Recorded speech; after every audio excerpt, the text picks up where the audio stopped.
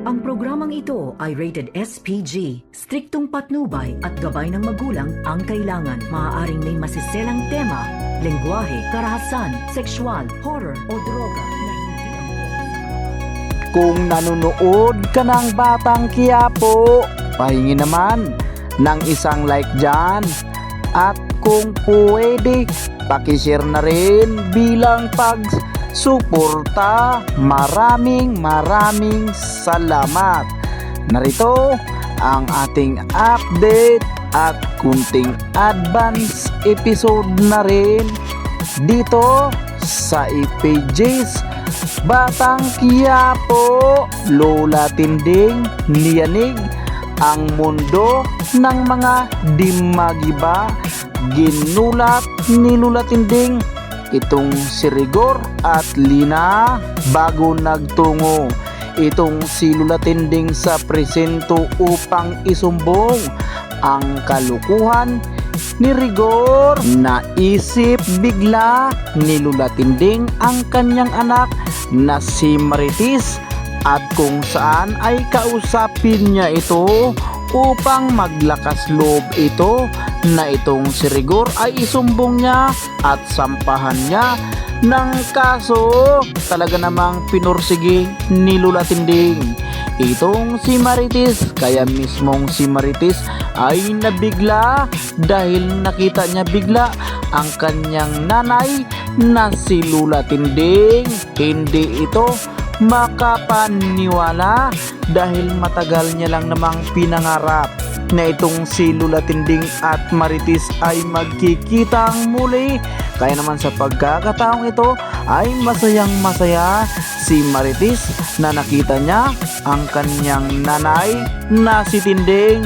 Pero ang puntarya pala ni Lola Tinding kung bakit ito narito at bakit niya kausapin si Marites para maglakas loob ito na isumbong si Rigor. Ayon kay Lola Tinding, wala nga ba daw umanong dapat gawin pa itong si Marites na siya nga daw umano ay niluluko bukod sa ng babae ay binastos harap-harapan itong si Marites ni Rigor. Ngunit ayon kay Marites, mas lalo nga daw umanong gugulo pa ang kanilang buhay kung sakaling gagawin niya ang gusto nitong si Tinding na magreklamo si Marites sa presento kung saan nagtatrabaho si Rigor, sapagkat malaking problema nga daw ayon kay Marites kung sakaling si Rigor ay mawala ng trabaho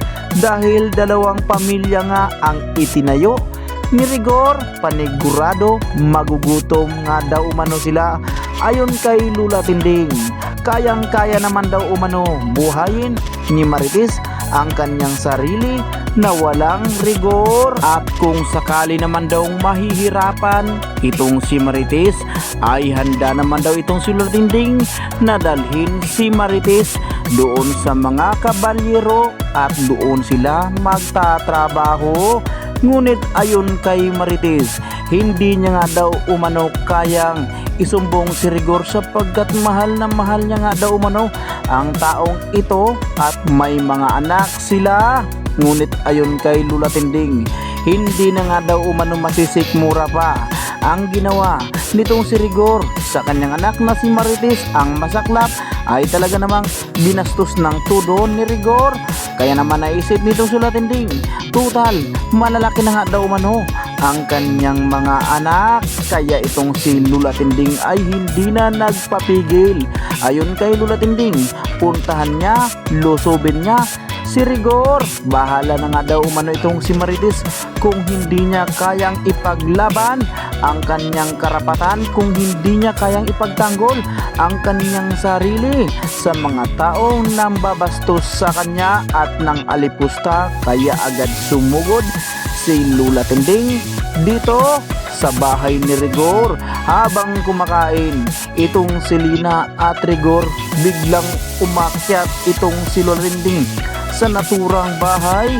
Gulat na gulat si Rigor dahil bigla ngang hinambalos ni Lola Tinding si Rigor at agad hinawakan ni Lola Tinding ang dalawang tainga nitong si Rigor at binatak niya ito. Gulat si Rigor, akala niya hinarot lang sa nitong si Lina, pero gigil na si Lola Tinding. Gusto niya pa sanang sapulin sa kanyang dalang patalim, pero itong si Rigor ay talaga namang inawat niya ng tudo dahil babanatan na naman sana ni Lola Tinding itong si Lina. Ngunit itong si Marites ay sumunod ito. Kitang kita niya kung paano sinampal ni Rigor si Lola Tinding at kung paano hinambalos ni Lina si Lola Tinding, kaya hindi niya napigilan ang kanyang sarili. Agad niyang tinulungan ang kanyang nanay at dito nakatikim ng malupit at napakalakas na napakadiin na sampal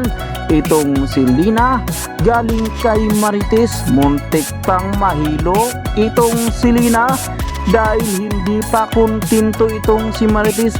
Hinawakan sa bandang liig itong si Lina at binagsakan niya ito sa kanyang malaking katawan. Kawawa malala si Lina, hindi nakapurma kay Marites dahil bakbakan sa kanan, bakbakan sa kaliwa, sapagkat itong si Lola Tinding ay kay Rigor ito nakapokus. Buti na lang biglang dumating ang mga taga-barangay na sila Chairman at mabilis inawat dahil may isang chismusang kapitbahay nakapag-report kay Chairman na nagkakugulo nga daw umano ang pamamahay ni Dimagiba. Kaya itong si Rigor ay nakatikim dito kay Chairman ng malapait na salita kung saan lahat ng ito kung bakit nagkakagulo ang kanilang bahay, kung bakit hindi nga daw matigil-tigil ang naturang gulo dahil mismo sa kagagawan nitong si Rigor. Ayon kay Chairman, pulis pa naman itong si Rigor, pero siya pa mismo ang nagpapasimuno sa mga gawaing hindi maganda, lalong-lalo na sa mga kabataan.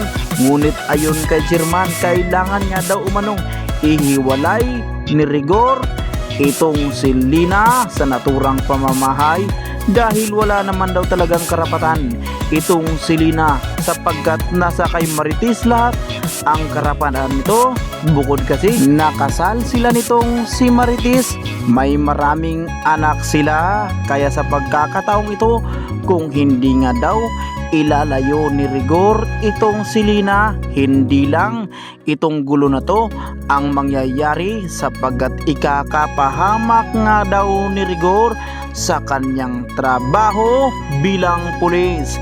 Ngunit agad niyang binalaanan ni Lola Tinding itong si Rigor na hindi nga daw siya titigil hanggat hindi siya matanggal sa kanyang trabaho. Kaya agad umalis si Lola Tinding at pumunta sa presinto nito mismo. Walang kamalay-malay sila Rigor at Lina na siya pala ay inireklamo na ni Lola Tinding.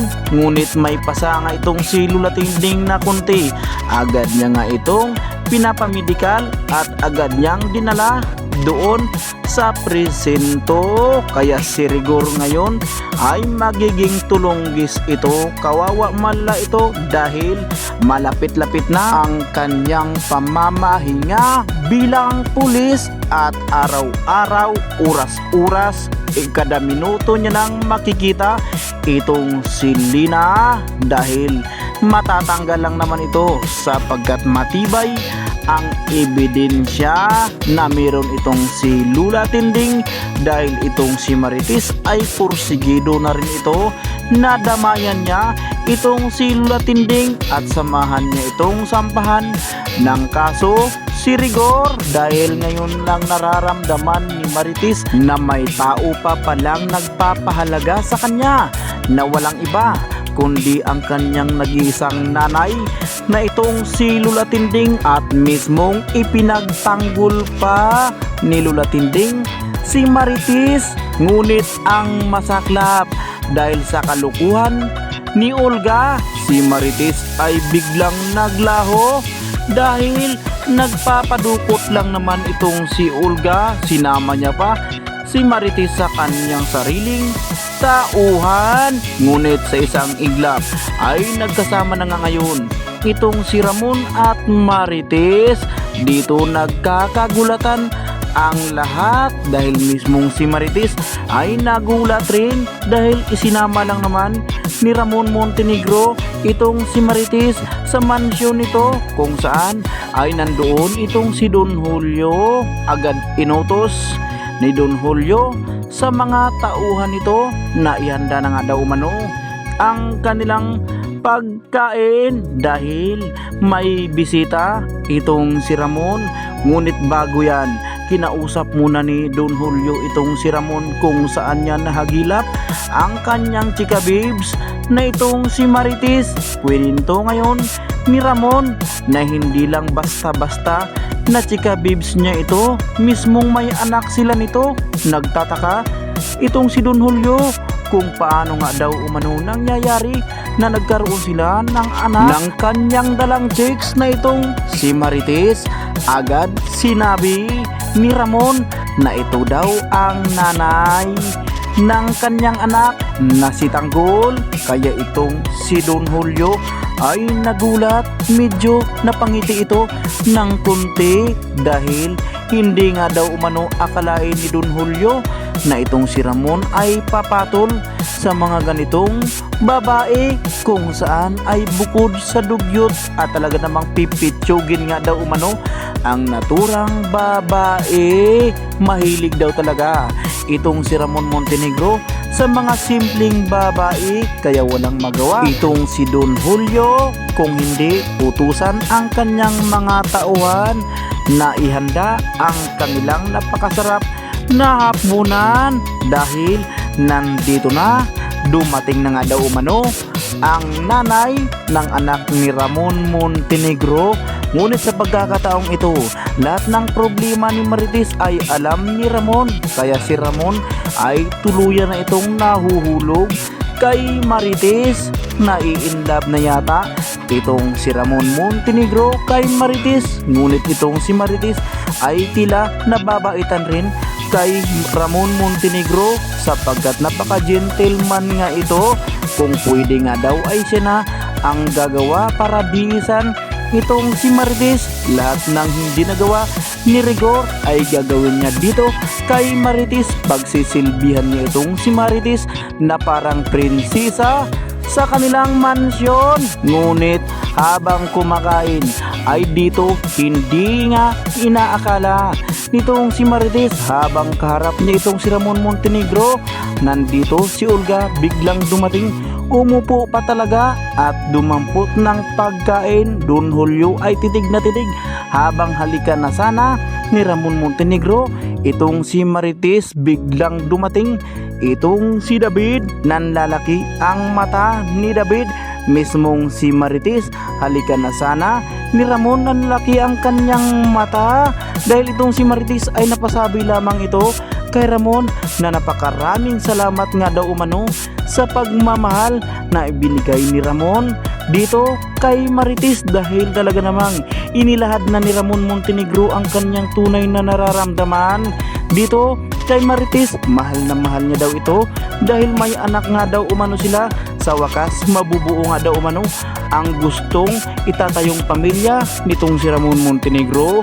Ngunit bigla ngang pumakita itong si David, napapasabi na lamang itong si Marites na tika nga lang daw umano Ramon, bakit nandito nga daw umano itong kanyang anak na napakademonyo na ito ngang si David. Napatanong itong si Marites kung matagal na ba daw umano niya itong nakilala dahil anak nga daw umano nila ito ni Rigor, si David nga daw. Ngunit paglingon nitong si Marites, nandoon rin pala itong si Olga sa bandang likuran. Gulat rin ito, nandito rin daw umano si Bing. Ano nga daw umano ang pinaggagawa ng mga taong ito sa naturang mansyon? Kaya dahil dyan ay malalaman ni Ramon Montenegro na itong si Olga ay nagpapanggap bilang Bing, samantalang itong kanyang kinikilalang anak ngayon na itong si impostor na David